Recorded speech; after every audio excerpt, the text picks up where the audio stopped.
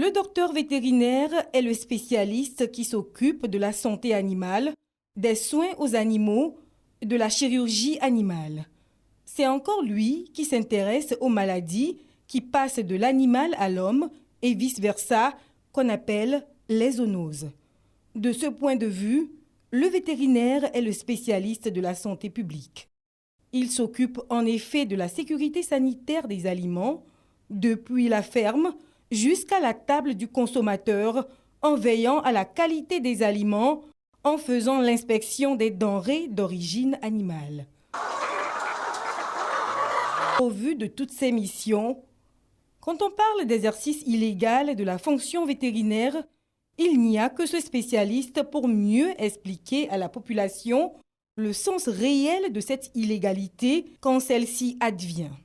Quand on parle de l'exercice illégal de cette profession, c'est ceux qui n'ont pas le droit de pratiquer cette profession. C'est les non-droits, ceux qui n'ont pas droit et qui le font. Et quand ils le font, c'est punissable par la loi, puisque la loi a défini clairement ceux qui doivent pratiquer la médecine vétérinaire. Et la loi dit que ce sont les docteurs vétérinaires qui doivent pratiquer la médecine vétérinaire et également les paraprofessionnels vétérinaires. Ça, c'est ce que la loi dit. Et un paraprofessionnel vétérinaire, disons que c'est un assistant du vétérinaire, donc c'est quelqu'un qui a fait une école de santé animale de 2 ou 3 ans et qui est reconnu par l'État comme tel et qui est habilité par l'organisme statutaire qu'est l'ordre. Donc, disons que ceux qui doivent pratiquer la profession vétérinaire, ce sont les docteurs vétérinaires et également les paraprofessionnels vétérinaires. Qu'est-ce que le code dit? Le code dit que c'est uniquement les docteurs vétérinaires. Donc, ça peut être les docteurs vétérinaires de nationalité togolaise, les docteurs vétérinaires de nationalité étrangère, s'il y a un accord de réciprocité avec le Togo, ou bien dans le cadre d'une mission, l'État peut solliciter une expertise d'un docteur vétérinaire sur le terrain. Mais également, il y a une directive de l'UMOA aujourd'hui qui parle de la libre circulation et du droit d'installation des docteurs vétérinaires dans l'espace UMOA. Donc ces docteurs vétérinaires aussi sont vraiment astreints au respect de ce code de déontologie. Donc vraiment, c'est très important. Et en plus, pourquoi ce sont uniquement les docteurs vétérinaires et les paraprofessionnels vétérinaires qui doivent exercer le métier de vétérinaire? C'est parce qu'ils sont formés dans ce sens et c'est à eux seuls qui doivent normalement pratiquer cette science parce qu'ils connaissent leur métier et ils vont vraiment le pratiquer pour protéger effectivement les animaux et en protégeant les animaux, on protège l'homme. L'exercice illégal de la fonction vétérinaire se manifeste aussi par des actes de leurs auteurs qui exposent la population à des risques énormes. Certains, en effet, ne respectent pas les procédures d'installation et travaillent dans la clandestinité en exploitant l'ignorance des consommateurs et des propriétaires d'animaux. Ce faisant, ils n'honorent pas la fonction vétérinaire. Le docteur vétérinaire doit d'abord affirmer sa compétence de docteur vétérinaire, c'est-à-dire être capable de poser un bon diagnostic sur un animal et d'engager un traitement approprié, traitement qui, toute chose, doit assurer le bien-être de l'animal. À tout moment, ce vétérinaire-là doit chercher à se mettre à jour pour affiner sa compétence et être au courant de l'évolution de tout ce qui se passe dans le monde animal et environnemental et également dans le domaine de la santé publique. Aujourd'hui, on est en train de parler de beaucoup plus de One Health, c'est-à-dire une santé globale qui intègre la santé animale, la santé humaine et la santé environnementale. Donc le vétérinaire doit être compétent pour pouvoir assumer sa responsabilité dans cette approche globale. En dehors de cela, de son comportement vis-à-vis de l'animal, le vétérinaire doit prendre en compte le propriétaire. le propriétaire de l'animal, le vétérinaire doit pouvoir être en mesure de le rassurer, lui faire comprendre qu'il peut lui faire confiance pour prendre soin de son animal. Le vétérinaire doit s'occuper du propriétaire pour le sensibiliser, le guider sur les voies à suivre pour garantir la santé de son animal et de sa propre santé pour ne pas sombrer dans ce que nous appelons les zoonoses, c'est-à-dire les maladies communes aux animaux et aux hommes. Donc le propriétaire, on doit le sensibiliser pour cela. Il y a aussi le fait que le vétérinaire doit respecter des règles éthiques. Tout cela est regroupé dans un code de déontologie vétérinaire. Et le vétérinaire doit suivre cela pour que la société le respecte. Dans son cabinet, le vétérinaire doit dispenser des traitements appropriés. La délivrance des faux documents aux propriétaires des animaux fait partie de l'exercice illégal de la fonction vétérinaire. Dans sa responsabilité du docteur vétérinaire, comme on l'a dit, pour qu'il garantisse son honneur dans la société, le vétérinaire ne doit pas, par exemple, délivrer des faux certificats. Les certificats que le vétérinaire délivre, il y a le certificat de santé pour les animaux qui permettent de refléter l'état de santé global d'un animal. C'est un certificat que des gens peuvent utiliser pour voyager, pour faire voyager leurs animaux. Il y a le certificat de vaccination des animaux, que ce soit pour les chiens ou les animaux d'élevage. Il y a d'autres certificats qu'on délivre également pour ceux qui doivent transporter des aliments d'origine animale d'un pays à un autre. Tous ces certificats doivent se faire dans la règle de l'art. Si le vétérinaire délivre des trucs de complaisance ou bien il cachette un certificat de vaccination sans avoir vacciné les animaux, ça expose les hommes, la santé humaine, des risques qui ne sont pas dignes aussi de l'acte que pose ce vétérinaire. Quand je prends le domaine de la rage, par exemple, un vétérinaire qui cachette un carnet de vaccination de la rage sans avoir vacciné le chien contre la rage, c'est très grave pour la santé publique. Ce chien qui va mordre quelqu'un dans la rue, on ne peut pas savoir le comportement exact à adopter. Pour la rage et d'autres pathologies, par exemple, le docteur vétérinaire qui exerce légalement est le conseiller de sa clientèle pour protéger ses animaux et leurs propriétaires. Il existe un moyen de prévention très efficace pour prévenir la rage à travers la vaccination. Donc un programme de vaccination d'un chien régulier et chaque année permet de vraiment protéger cet animal contre la rage et donc de protéger les enfants et tous les gens qui sont autour de cet animal. Et le premier levier pour vraiment faire connaître cette maladie et faire vacciner les animaux est les campagnes que l'État élabore dans ses plans stratégiques. Logiquement, le vaccin contre la rage, on attend très souvent l'âge de 3 mois pour faire vacciner les chiens. Et le rappel est annuel. Chaque année, on le fait. Mais il arrive que d'autres personnes font la vaccination avant 3 mois. Si vous faites la vaccination avant 3 mois, vous allez faire le rappel 2 mois après pour avoir une bonne protection. Et maintenant, chaque année, logiquement, il faut faire vacciner son chien contre la rage. La vaccination contre la rage n'est vraiment pas chère et le vaccin est disponible. Donc on encourage les gens à vraiment faire la vaccination chaque année. Mais il y a une possibilité, si c'est qu'on était capable de titrer les anticorps de la rage au niveau des animaux. Je crois à partir de la 3e vaccination, on peut savoir si le titre en anticorps est important, donc on n'a pas besoin de faire le rappel. Mais comme on n'a pas ces informations, on encourage les gens à pouvoir refaire le vaccin chaque année pour pouvoir garder le titre de protection à un certain seuil pour protéger les gens qui sont autour de cet animal.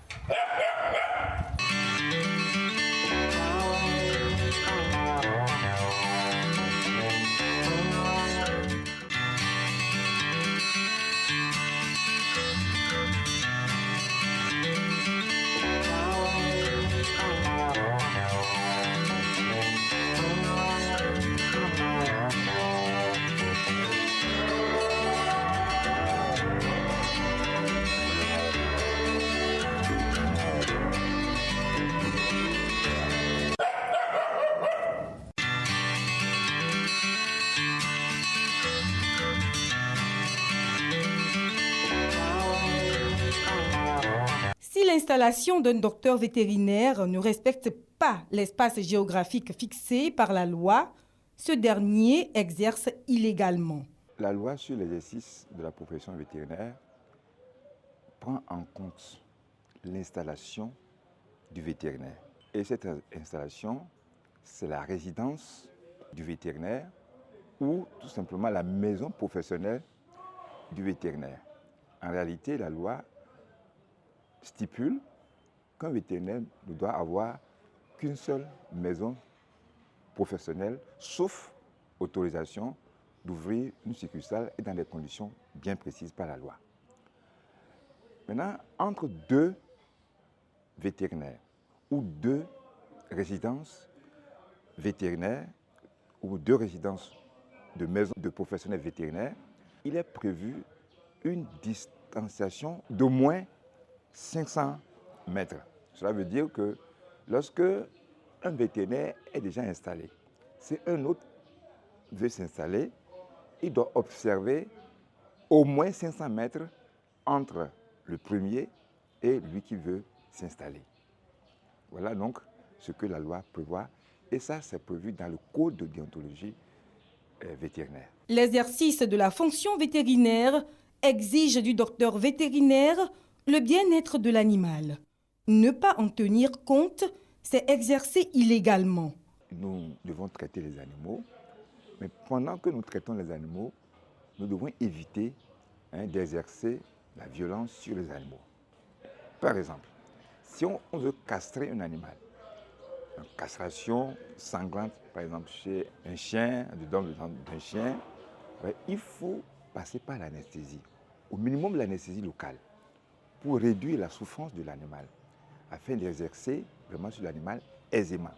Mais toute action qui fait souffrir inutilement l'animal, alors qu'on peut réduire cette souffrance, est proscrite par la loi. Il est aussi prévu de veiller sur les bêtes de somme, par exemple, les bœufs de trait. Ce n'est pas normal, par exemple, qu'on laisse les propriétés de ces animaux utiliser à leur gré ces animaux sans respecter le poids minimal ou bien le poids maximal qu'ils peuvent porter.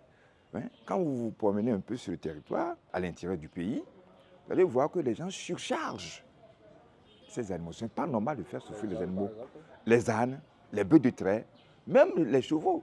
Tous ces animaux qui sont utilisés dans la traction animale, donc, ces animaux, quelquefois, subissent des traitements qui ne sont pas conformes à la règle en vigueur. Donc, le vétérinaire veille sur tout ça là aussi. Au niveau de son cabinet, si on amène par exemple un animal pour l'euthanasie, nous ne devons pas utiliser des produits qui font encore souffrir l'animal avant de mourir.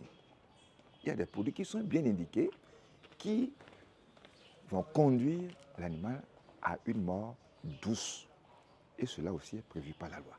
À cela s'ajoute le manque de mandat sanitaire dont doit être détenteur le docteur vétérinaire avant de proposer certains services relevant de la mission du vétérinaire. Le mandat sanitaire, c'est une disposition qui est prise par l'État pour déléguer aux vétérinaires privés quelques-unes de ses responsabilités dans son rôle régalien. C'est le cas, par exemple, de la vaccination. Il faut dire que la vaccination est du ressort de l'État. Cela est de contrôle des maladies légalement contagieuses. Et donc, la lutte contre ces maladies contagieuses est une attribution de l'État. L'État, pour lutter contre cette maladie, donc, sollicite la compétence du vétérinaire privé et cette sollicitation se fait à travers l'octroi de mandats sanitaires. Et le mandat sanitaire, c'est pour un temps. C'est pour un temps. Après, l'État reprend son régalien. Donc, le mandat sanitaire est tel que le vétérinaire privé est appelé à exercer donc, une fonction qui est exclusivement réservée à l'État. Donc, au-delà, si un vétérinaire privé se permet d'exercer une activité réservée à l'État, par exemple, l'inspection des denrées alimentaires, d'origine animale, si un vétérinaire privé se permet d'aller faire l'inspection sans le mandat sanitaire, il est impliqué dans l'exercice illégal de la profession vétérinaire. Le traitement des emballages et autres déchets provenant des produits vétérinaires pour éviter de polluer l'environnement est du ressort du professionnel de la santé animale. Dans l'exercice illégal de la fonction vétérinaire, certains font fi de la préservation de la qualité de l'environnement.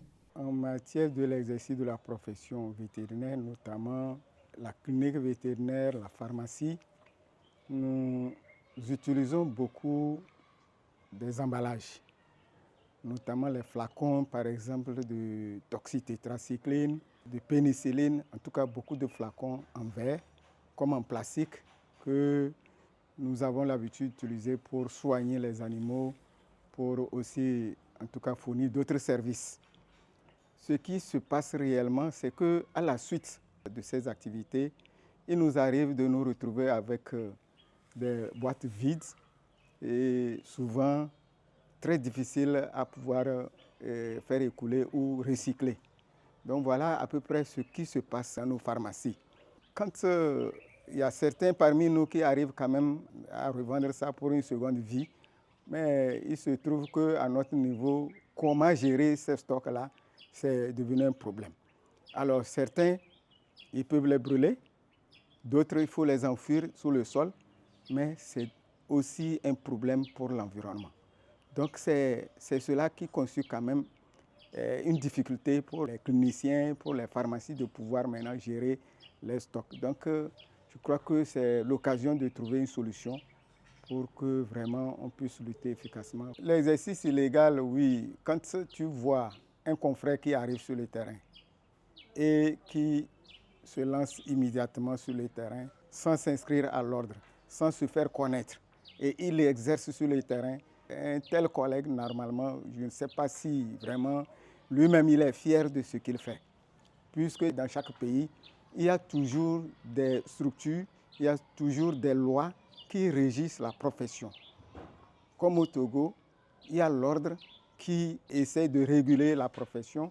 Il y a aussi le ministère qui doit te donner les conditions favorables pour ton intégration. Au moment où tu reviens de l'école fraîchement et tu te lances sur le terrain, je crois, et tu commences à exercer, je crois que tu ne réponds pas clairement aux conditions de l'exercice de la profession. Face à l'ampleur de l'exercice illégal de la fonction vétérinaire, l'Ordre national des docteurs vétérinaires en appelle à la conscience professionnelle de tous ceux qui exercent dans le respect scrupuleux des textes et lois régissant l'exercice légal de ce métier. On sait qu'un animal est un être vivant.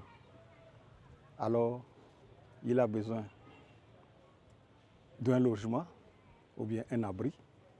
Il a besoin de la nourriture et des soins. Aux animaux, nous les prenons en consultation. Nous pouvons faire aussi la chirurgie et autres soins. Donc, après ça, nous avons la pharmacie vétérinaire. La pharmacie vétérinaire, c'est tout comme les pharmacies humaines, là où on vend les médicaments vétérinaires. Donc, nul n'est censé vendre les médicaments dans les marchés, dans la rue. Non, le médicament n'est pas un pain. Donc, le médicament est un produit spécial que l'on garde dans un lieu bien déterminé qui est la pharmacie vétérinaire. Et quand vous venez dans la pharmacie vétérinaire, il y a différents médicaments. Donc, il y a des antibiotiques, des vitamines, ainsi de suite. Il y a des gens qui se promènent avec des produits ou bien qui les vendent au marché, comme je l'avais dit. Le médicament ne se vend pas au marché, ne se vend pas dans la rue. Donc, ceux qui font ce genre de choses sont en illégalité. Ces gens, quand ils le font, ils ne le font pas bien. C'est, par exemple, quand on prend la pharmacie vétérinaire, vous allez voir des individus ou bien des commerçants qui vont vendre les médicaments vétérinaires à l'air libre, qui vont vendre les médicaments vétérinaires au marché. Déjà, vous voyez que ces conditions ne sont pas vraiment réunies parce que le médicament vétérinaire est très sensible à la chaleur. Donc, toutes ces pratiques-là, ça, c'est des pratiques illégale de la profession vétérinaire. Et il y a également des gens qui peuvent usurper le titre de docteur vétérinaire et exercer de façon illégale cette profession. Donc, en réalité, vraiment, ils ne sont pas habilités à le faire. Et le tableau de l'Ordre national de docteurs vétérinaires permet à quiconque veut vraiment prendre soin de ces animaux, vraiment de consulter et de voir réellement le visage du vrai vétérinaire. Voilà, donc pour prendre connaissance ou connaître le vrai vétérinaire, c'est de se référer au tableau de l'ordre, vraiment pour être sûr qu'on est en face d'un vrai vétérinaire. Parce que pour s'inscrire au tableau de l'ordre, on est obligé de vérifier votre formation et pour savoir réellement si vous êtes vétérinaire ou pas, avant de vous inscrire au tableau de l'ordre, avant d'être sûr que vous êtes vétérinaire, vous êtes habilité vraiment à porter des soins aux animaux, à protéger l'humain et vraiment à protéger l'environnement. Nous devons conseiller tous nos confrères de veiller au respect de la loi et de la déontologie vétérinaire. Nous devons savoir que nous avons en tant que privé des attributions que nous devons respecter. Nous devons aussi respecter l'État dans son rôle régalien.